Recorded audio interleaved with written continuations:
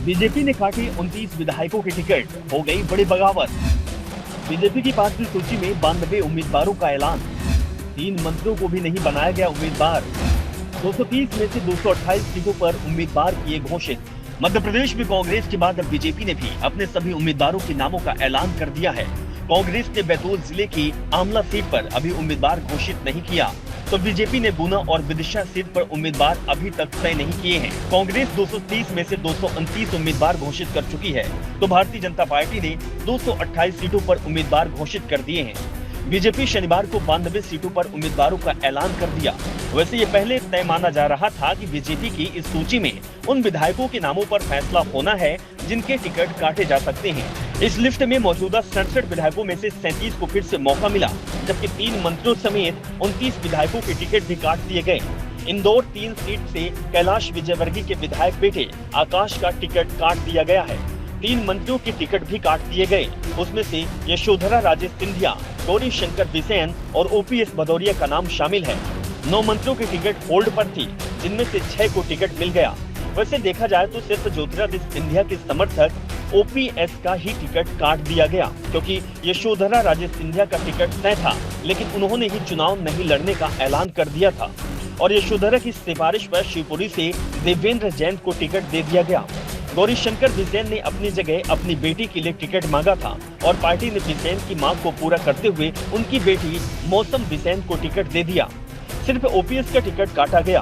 OPS ने BJP के जिस उम्मीदवार को हराया था, बीजेपी ने उसी को टिकट दे दिया है।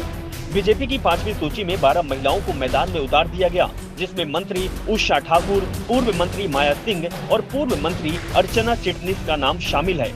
इस लिस्ट में कैलाश विजयवर्गीय के बेटे आकाश विजयवर्गीय का भी टिकट काट दिया गया। तो दूसरी ओर 2018 में विधानसभा चुनाव हारे पूर्व मंत्री जयंत मलैया को फिर से उम्मीदवार बनाया गया है।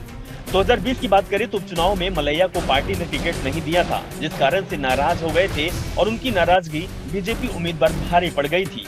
वैसे इस बार के टिकट वितरण से अटल बिहारी वाजपेयी के परिवार को भी बीजेपी ने पूरी तरह से दरकिनार कर दिया है। पूर्व पीएम अटल बिहारी वाजपेयी के भांजे अनूप मिश्रा का भी टिकट काट दिया गया। दावा ये भी किया जा रहा है कि 2 महीने पहले अनूप मिश्रा को कांग्रेस की ओर से पार्टी में आने और टिकट का ऑफर दिए जाने की खबरें थी, लेकिन मिश्रा ने बीजेपी छोड़ने से मना कर दिया था।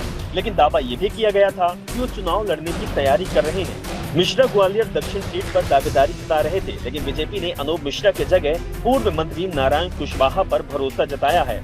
फिलहाल 5वीं सूची जारी होने के बाद अब बीजेपी के अंदर से बगावत की खबरें भी लगातार आनी शुरू हो गई है। बीजेपी ने भिंड से बसपा विधायक संजीव सिंह कुशवाहा को टिकट नहीं दिया, उनकी जगह पर नरेंद्र सिंह कुशवाहा को मैदान पर उतारा है, जबकि बिजावर से सपा विधायक को टिकट दिया गया है। ये दोनों ही विधायक पिछले साल एक साथ बीजेपी में आए थे। अब संजीव सिंह कुशवाहा की बगावत की खबरें आ रही है। दावा ये भी किया जा रहा है कि वो किसी भी समय बीजेपी छोड़ सकते हैं।